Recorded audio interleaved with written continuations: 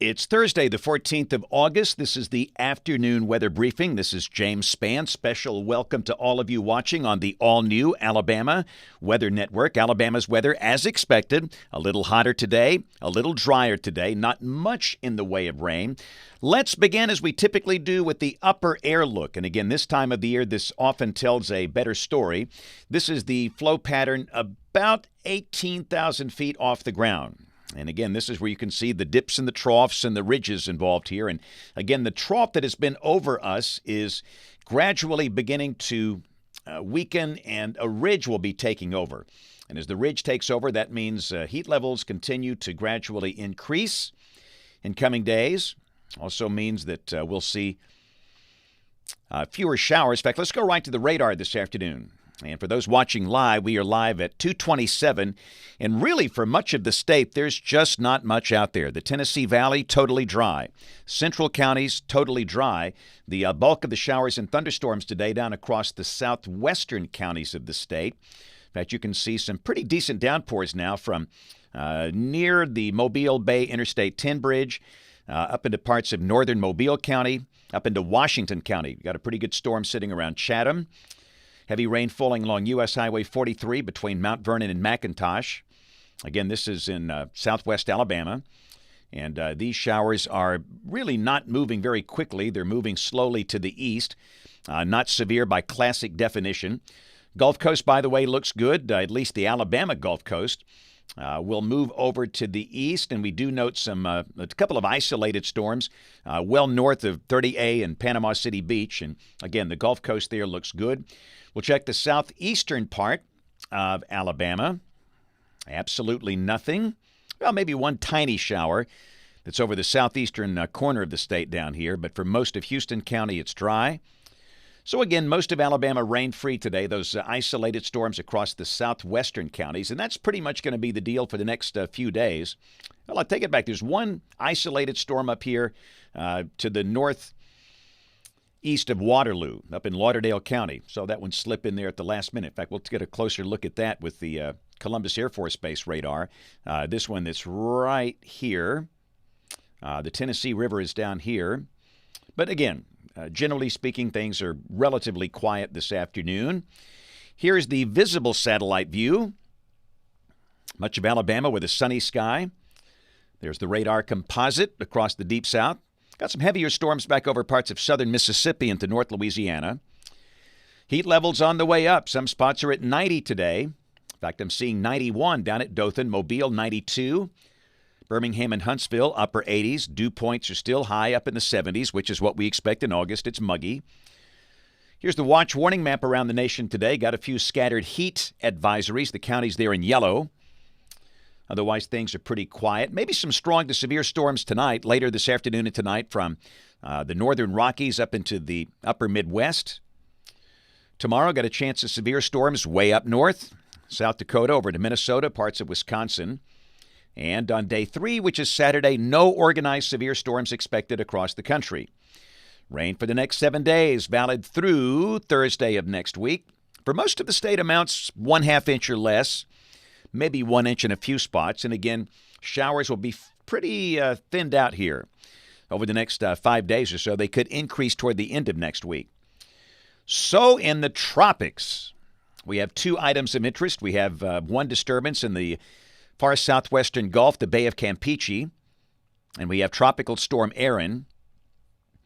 The Hurricane Center has upped the chance of development to 40% for that disturbance in the southwest Gulf. This is Invest 98L. And this will mainly be a rainmaker for parts of northeastern Texas. This is the ATCF guidance on 98L. And you can see most of the members bring this into northeastern Mexico. Got a few that bring it into South Texas. One way or another, it doesn't really make much difference. It'll be mainly a rainmaker. This is the intensity guidance. And most of the ensemble members keep this below tropical storm strength, basically just maybe a depression or just a tropical wave that's going to produce a good bit of rain over parts of northeastern Texas and maybe South Texas. And they could use that. It's been pretty hot.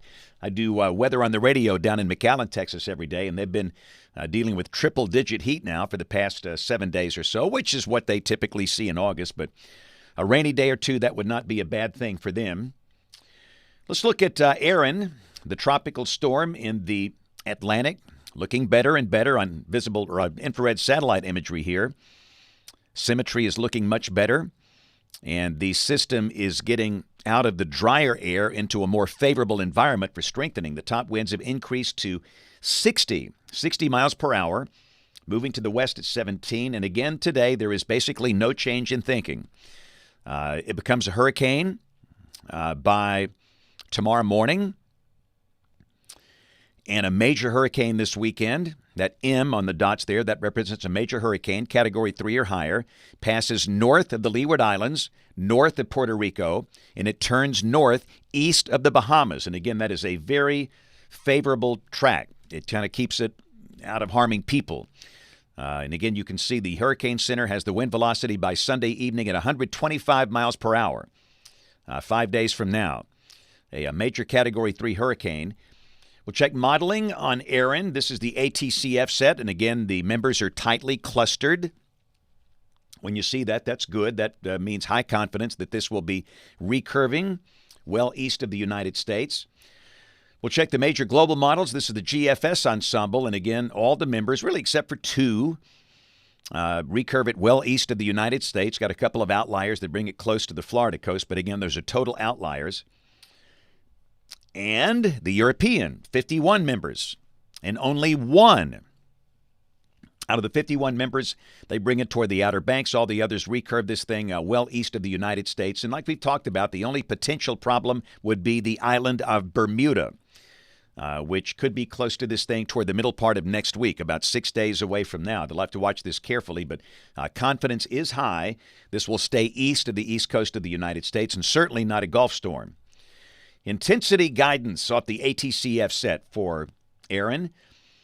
And again, you got a couple of members here bring this thing up to a Category 4. Most of it bring it up to a Category 3 by the time the weekend gets here. But let's go through modeling. Model fans, here we go. GFS, 12Z run, 4 o'clock tomorrow. 594 heat ridge on top of Missouri, Kansas, and Oklahoma, a little north and west of here. But again, for us, expecting highs up in the low 90s in most spots with a few spotty storms. This is the high-resolution HRRR model. HRRR is HRRR, High-Resolution Rapid Refresh. That's valid tomorrow evening at 6 o'clock. And again, we stress the radar's not going to look just like that, but maybe something like that. Let's go to the weekend. This is Saturday, and this is Sunday. Both days look mostly dry and hot, low to mid-90s, lots of sun, only isolated storms. Same thing for the first half of next week. There's Monday, there's Tuesday, and there's Wednesday. Mid-90s, only isolated storms. Here's a week from today. This is Thursday, the 21st of August. The upper high begins to shift to the west. Heights are coming down. That could open the door for an increase in the number of scattered showers and storms toward the end of next week. In fact, most of the guidance showing highs back in the upper 80s by Friday of next week. And this is 10 days out. This is Sunday, August 24th. Pretty good vortex over eastern Canada. Cold front to the north. And again, probably an increase in scattered showers and storms around that weekend of the 23rd and 24th. Rain for the next 15 days coming off the European, the AI version. And again, you can see the ensemble mean. It's between 1 and 1.5 inches between now and the 29th of August. Really not that much rain. Temperatures coming off the NBM National Blend of Models. We're going to be above 90 right on through Thursday of next week. For the next week, mid-90s likely by Monday, Tuesday, Wednesday of next week. But then notice highs go back in the upper 80s at the end of next week and that following weekend. And just in, hot off the presses, long-range guidance, 8 to 14 days out. This is for August 22nd through August 28th. And if this works out, temperatures would be a little above average here, below average for the northern states. So one more time before we go, let's go back to the radar. We're live at 2:36. We've got that one isolated shower that is located northeast of Waterloo. This is in the northwestern part of Lauderdale County. That's the northwestern corner of the state. The Tennessee state line is right there.